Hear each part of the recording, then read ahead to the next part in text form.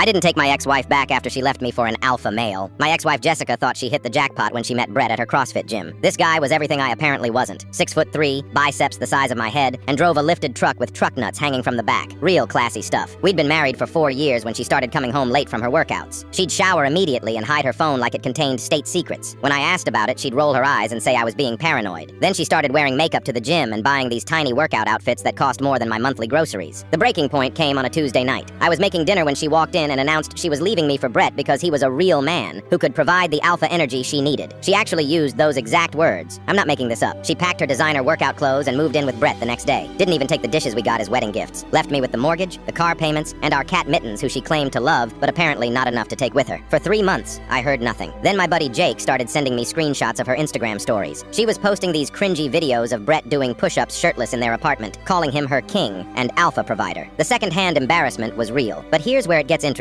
Brett's alpha energy apparently didn't extend to keeping a job. Turns out he was between careers and had been living off his previous girlfriend before Jessica. When that well ran dry, he started borrowing money from Jessica's savings account. By month 4, the Instagram posts stopped. By month 6, Jake told me she'd been asking mutual friends about how I was doing. Apparently, Brett had blown through her emergency fund buying protein powder and Bitcoin that immediately tanked. Then came the text messages. It started innocent enough. Hey, how are you? Then, I miss talking to you. Then full paragraphs about how she made a huge mistake and realized what we had was real. She said Brett was emotionally unavailable and only cared about his gains. The calls started after that. Late night ones where she'd cry about how Brett would disappear for days to hang out with his gym bros, leaving her alone in his studio apartment that smelled like old socks and whey protein. She said she felt stupid for throwing away our life together. I'll admit, part of me felt bad for her. We had good times together. She wasn't always obsessed with finding her alpha male, but the bigger part of me remembered how she looked me dead in the eye and told me I wasn't man enough for her. The breaking point of her begging came last month. She showed up at my apartment at 11 p.m., mascara running down her face. Brett had apparently kicked her out after she confronted him about spending her rent money on a new tattoo of a wolf howling at the moon. She was standing there in the hallway holding a trash bag of clothes, asking if she could come in. She said she'd do anything to fix things between us. That she realized I was the one who actually loved her for who she was. I looked at her standing there, probably expecting me to sweep her into my arms like some romantic movie. Instead, I told her I hoped she figured things out, but that we were done. She could crash on her sister's couch. She started sobbing, saying Brett had isolated her from her friends and family, that she had nowhere to go, that she'd learned her lesson about chasing after guys who treated her like garbage. But here's the thing. I'd spent 6 months rebuilding my life. I started going to therapy, picked up hobbies I'd abandoned, reconnected with friends she thought were beneath us. I even started dating again and met someone who actually appreciates what I bring to the table. When Jessica left, she didn't just leave me for another guy. She told me I wasn't good enough. She made me question everything about myself. She chose someone who she thought was better than me in every way that mattered to her. So when she came crawling back because her alpha male turned out to be a deadbeat who couldn't even pay rent, I wasn't about to be her backup plan. She burned that bridge when she decided I wasn't alpha enough for her standards.